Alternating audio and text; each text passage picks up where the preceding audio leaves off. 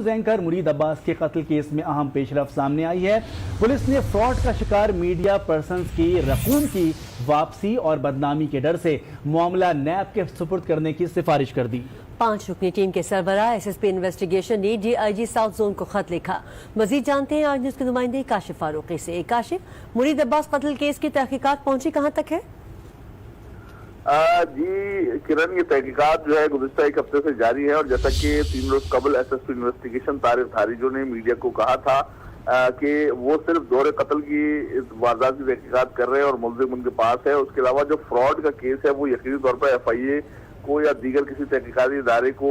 جو ہے وہ سپرد کرنے کے بارے میں سوچ رہے ہیں۔ تو آج ان کی جو سوچ تھی وہ ایک خط کی صورت میں، جو کہ deputy inspector general of police south zone کو ارسال کیا گیا ہے ان کی جانب سے، جس میں کہا گیا ہے کہ تفتیشی افسر نے درخواست کی ہے کہ کیس نیب کے حوالے کر دیا جائے۔ SSP طارق دھاریجو نے مزید کہا ہے کہ یہ جو فراڈ ہے اس کا تقریباً جو تخمینہ اب تک لگایا گیا ہے وہ 1 ارب روپے سے زائد کا ہے، اور یہ کلیئرلی جو ہے نیب کی جوریڈکشن بنتی ہے کہ وہ تحقیقات کریں۔ ساتھ ہی ان کا یہ بھی کہنا ہے کہ اس کیس میں متاثرین جو ہیں وہ بڑی تعداد میں میڈیا پرسنز ہیں، اور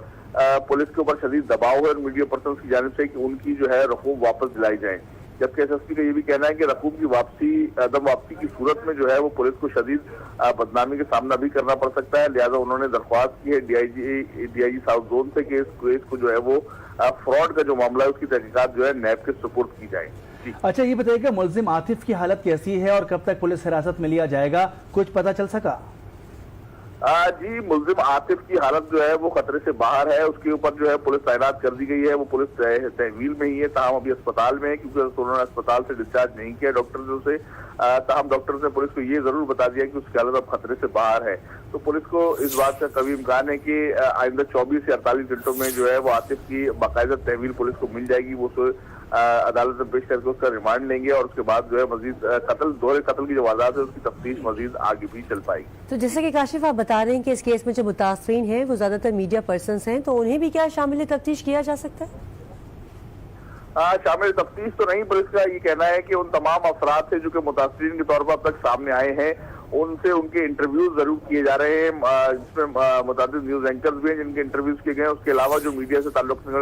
دیگر افراد جیسے جیسے سامنے آتے جا رہے ہیں پولیس سے رابطہ کر رہے ہیں، تو ان کا بھی ایک بیان کی صورت میں انٹرویو ضرور کیا جا رہا ہے، تاکہ جب عاطف سے تفتیش ہو تو ان تمام چیزوں کو کراس چیک کیا جائے، کیونکہ عاطف نے بھی اپنے ابتدائی بیان کے اندر جو ہے وہ تقریباً 91 کروڑ روپے سے زائد کی رقم تو پولیس کو بتائی ہے کہ اس نے مختلف لوگوں سے لی ہے، لیکن مزید اس کے علاوہ بھی جو ہے لوگ سامنے آتے جا رہے ہیں، کیونکہ کچھ اس طرح ہوا ہے کہ بہت سارے لوگ جیسے مرید عباس نے نہ صرف اپنے 1 کروڑ روپے زائد لگائے تھے، بلکہ اس کے علاوہ اپنے دفتر کے ساتھیوں کے، رشتے داروں کے، جاننے والوں کے بھی تقریباً وہ 6.5 کروڑ روپے زائد رقم لگائی تھی۔ تو لیکن عاطف کو صرف اس بارے میں یہ علم ہے کہ مرید عباس کی رقم ہے، لیکن اب وہ جب اصل جو ہے لوگ سامنے آتے جا رہے ہیں تو یہ بات بڑھتی جا رہی ہے اور رقم بھی جو ہے بڑھتی جا رہی ہے، جیسا کہ خط میں لکھا بھی گیا ہے کہ 1 ارب روپے سے زائد کی رقم اب تک ہو چکی ہے، لیکن جو اس اسکیم کا مجموعی تخمینہ اب تک لگایا جا رہا ہے وہ تقریباً 3 ارب روپے سے زائد کا بتایا جا رہا ہے، لیکن اس بات کی تصدیق اب پولیس نے کی ہے کہ 1 ارب روپے سے زائد کا یہ اسکیم بن چکا ہے۔ اچھا، تحقیقات میں یہ پتہ چل سکا ہے کہ کتنے لوگوں کا گروپ تھا جو لوگوں کو پیسہ لگانے کے لیے راغب کرتا تھا، اور اصل کاروبار کیا تھا، فراڈ کہاں سے حاصل کیا جاتا تھا، اور کچھ معلوم ہو سکا کہ صورتحال کیا بنتی تھی منافع دینے کی؟ جی مونس، یہ تو SSP انویسٹیگیشن کلیئر کر چکی ہے کہ ابتدائی تحقیق میں ہی یہ بات سامنے آ چکی ہے کہ کاروبار کوئی نہیں تھا، یہ